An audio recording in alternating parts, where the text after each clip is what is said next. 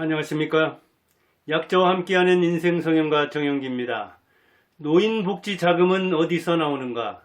흔히 국가가 노인에게 기초 노령연금을 준다든가 노인복지를 베푼다고 생각하는데 아닙니다. 국가는 집행할 뿐입니다. 노인복지 자금은 부자, 고소득자, 기업가한테 나옵니다. 대부분이 거기에서 나옵니다. 노인복지 종류만 해도 무척 많습니다. 작은 것까지 따지면 한 15가지 정도 되는데 소득보장, 돌봄 서비스, 건강보장, 주거 및 여가, 실종 및 인권. 돌봄 서비스 같은 것은 뭐 잘 알 겁니다. 재가 복지를 하는 수도 있고 또 그 돌봄 서비스 하는 사람이 이렇게 돌아다니면서 거기에 뭐 그 노인이 필요로 하는 거, 장애가 있으면 장애 그 노인을 도와서 서비스를 하는 겁니다.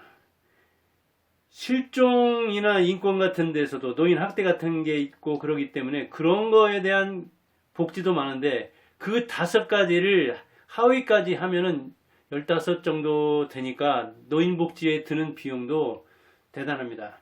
이 노인복지를 옛날에는 어디서 담당했습니까? 가정에서 담당했습니다. 지금도 촌에 가보면은 남편이 아내를 돌본다든가 아내가 남편을 돌봅니다. 그러나 이제 그 요양원에 맡기는 수도 있고 또 남편이나 아내가 요양보호사 자격증이 있으면 거기서 돌보아도 또 국가에서 지원을 해주는 수가 있습니다. 이렇게 가정에서 돌보던 그 노인복지를 노인의 노후를 지금은 어디서 국가가 주관하되 그 자금은 부자와 기업이 된다 그 얘기입니다. 근데 생색은 누가 냅니까? 국가, 그 중에서도 정치인들, 공무원들, 돈 내는 개인과 법인이 사실은 중요하죠. 자, 지금 이제 2022년은 뭐 통계가 나오기도 하고 곧 있으면 국정감사가 있으니까 거기서 많이 거론되겠지만 2021년 것은 분명하게 이제 통계 자료가 많이 나와 있습니다. 2021년 보니까 그때 예산이 얼마였습니까? 558억이었습니다. 558억. 자, 2021년을 이야기하는 겁니다. 억이 아니네요. 조네요, 조. 558조였는데 이게 어디서 나왔는가? 우선 근로소득세, 소득세는 근로소득세, 양도소득세, 종합소득세 있죠. 그런데 그 중에 근로소득세 이거는 그 과표라고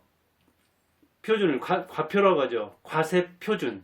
그러니까 공제할 거 공제하고 뭐 이렇게 그 기본 또 다른 뭐 그 기여를 했다든가 아니면 그 아이들 뭘로 썼다든가 또 이자를 냈다든가 이런 거를 공제를 해주거든요. 그러고서 과세를 내야 할 그 표준이 되는 액수 그게 1200만 원 이하면은 세금을 안 받고 거기까지는 9% 1200만 원까지 그렇게 해서 이렇게 8단계가 있는데 10억을 초과하면은 무려 45% 거기다가 뭐 의료보험이다 뭐다 이렇게 합치면은 거의 소득의 절반을 10억 넘는 사람은 떼갑니다.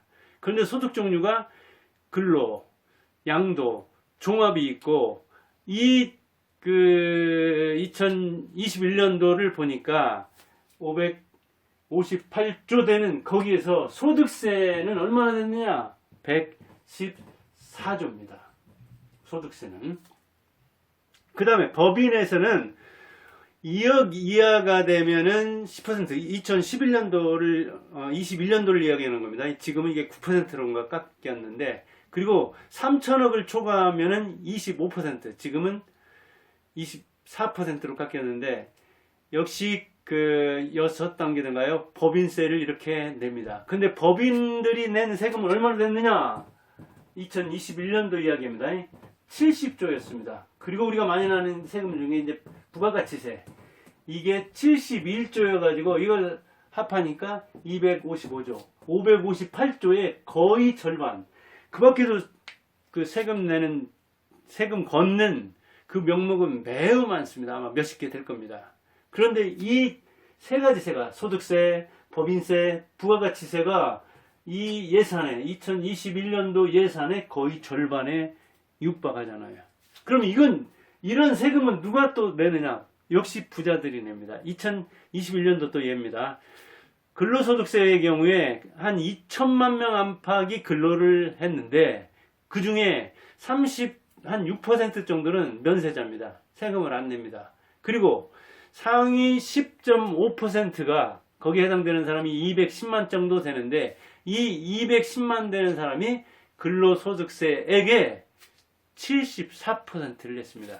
그러니까 근로소득세 중에서는 상위 10.5%가 세액으로는 무려 74%를 냈습니다. 그러니까 소득 많은 사람들, 이 사람들이 또 부자들이겠죠. 부자들이 세금을 많이 냅니다. 그리고 법인은 기업 상위 0.4%가 이 기업의 0.4%입니다. 여기서 이 사람들이 76%. 기업에서는 그 0.4%에 해당되는 기업이 얼마나 되느냐? 3,406개입니다. 3,406개. 우리나라 기업 중에 0.4% 안에 드는 그 기업들이 법인세의 76%들. 역시 잘 나가는 기업이, 그리고 잘 나가는 근로소득자들이 거의 됐습니다. 그러니까 이걸 가지고 또 이제 부가가치세는 이제 공평하게 하긴 하지만 역시 부자들이 부가가치세 우리나라에서는 10% 정도 내는데 대개 부자들이 뭐 그것도 많이 내는 측면이 있고 이거는 이제 이거 부자나 가난한 사람이라 같이 내는 세금이긴 하죠. 근로자의 35.3%는 면세자라고 해요.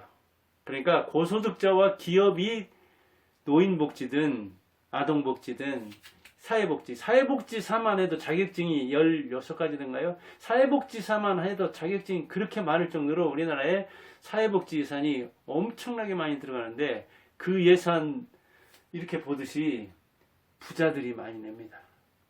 부자 근로자들, 부자 기업가들, 이런 사람들이 많이 냅니다. 그런데 예를 들면 기초노령연금은 자산, 소득과 재산을 이렇게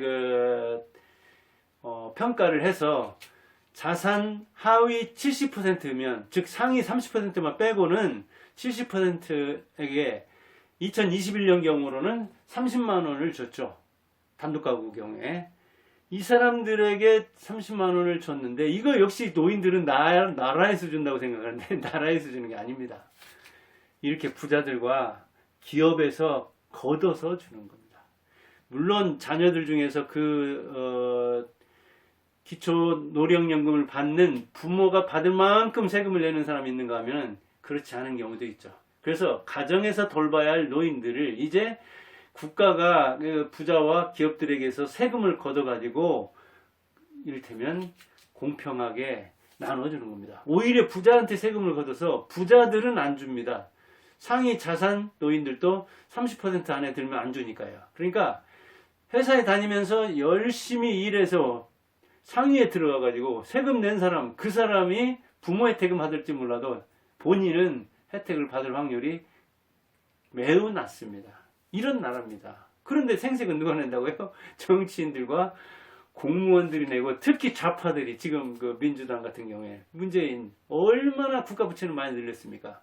그래서 당대에 그리고 후대에 어마어마한 부담을 늘렸는데 무려 한 70여 년 동안 통치하면서 늘린 그 국가 부채만큼을 문재인 늘렸다고 하죠. 근데 지금도 무슨 일만 있으면 여기저기서 나서고 그러던데, 윤석열은 이렇게 우파들, 그 전에 박근혜도 그랬고 이명박도 그랬고, 우파들은 좀 나라 살림을 신경 쓰는 측면이 있는데 좌파들 중에서도 유난히 문재인은 국가 살림을, 나라 살림을, 국가 부채 알기를 아주 우습게 알아가지고 이게 두고두고 아마 부담이 될 겁니다. 그런데 어떤 사람은 문재인이 노인 복지를 위해서 힘쓴다. 공짜로 막 준다. 지금 그거 닮아가지고 이명박 아니 이재명도 뭐 그냥 뭐 기초연금이다, 뭐 기초수당이다. 그냥 돈을 나눠주면은 나오는 줄 아는데 개념 자체가 이 좌파들은 나라 살림에 대한 개념 자체가 약하니까. 그리고 부자들에 대해서 이렇게 반 기업 정서, 반 부자 정서를 갖고 반 소수주의.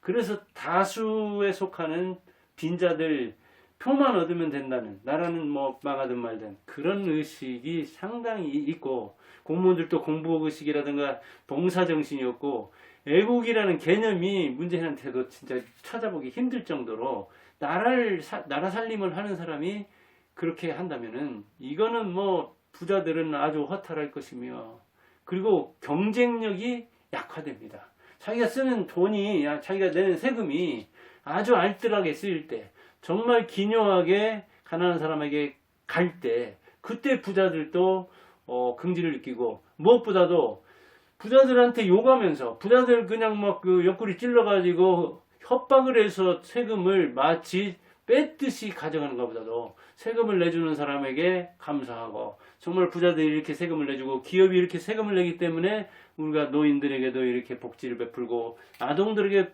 복지를 베푼다는 그런 생각을 이 공복들이, 공무원들이나 최고 공무원인 대통령이 가져야 되는데, 그런 의식이, 봉사정신은커녕 애국심도 찾아보기 힘든 측면이 있죠. 그렇게 되니까 그렇게 그 세금을 걷어서 어느 정도 적자를 내야 되지, 국가 부채를 뭐 아주 그냥 뭐 천조를 늘렸던가요? 문재인 어마어마하게 늘렸죠. 이거는 두고두고 부담이 될 건데, 그런데도 아직도 정신을 못 차리고 노인 중에서도 문재인이 노인복지니 무슨 복지니 뭐 그냥 막 나눠주니까, 그런 그 뭐랄까 가정 살림을 해본 사람은, 기업을 운영한 사람은, 구멍가게라도 운영해본 사람은 그게 얼마나 문제가 있는지를 아는데, 그 이념적으로 눈이 먼 사람들이라든가 이념적으로 판단력이 흐린 사람들은 그게 얼마나 큰 당대의 그 죄악이요 후대의 부담인지를 모르는 사람도 있죠. 그래서 갈등을, 그러면서 갈라치기 해가지고 갈등을 조장하고 불신이 심화되죠. 그러니까 우리나라 이를테면 국가에 대한 신뢰도나 공무원에 대한 신뢰도가 그렇게 높지 않잖아요. 기업에 비해서도 약합니다.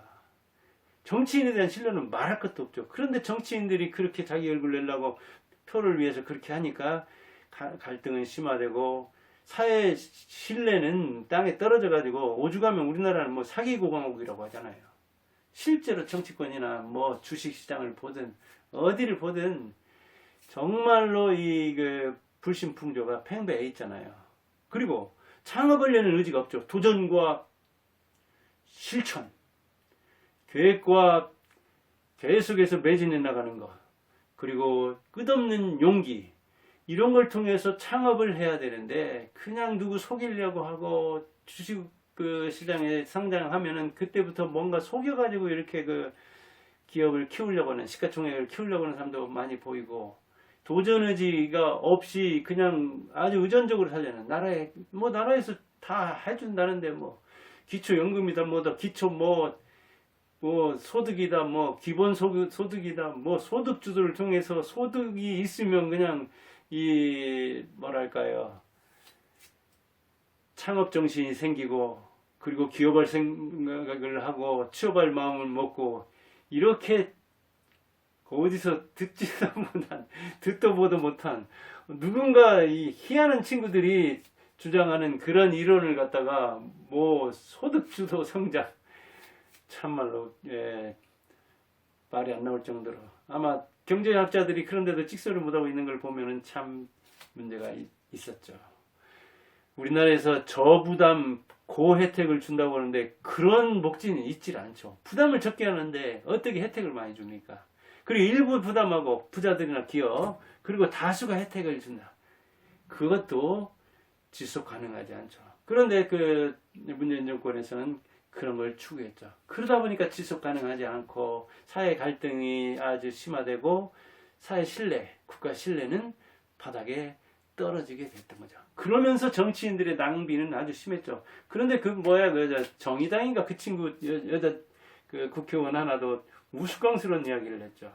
이 정치인의 낭비와 공무원의 누수 같은 것도 정말 눈을 부릅뜨고 봐야 되는데, 유럽의 복지만 이야기하면서, 특히 북유럽, 핀란드 같은 얘기인데, 핀란드 같은 데는 인구가 500만 정도밖에 안 되고 굉장히 사회 신뢰가 견고한 곳이죠. 내는 만큼 받는 거죠, 어찌 보면.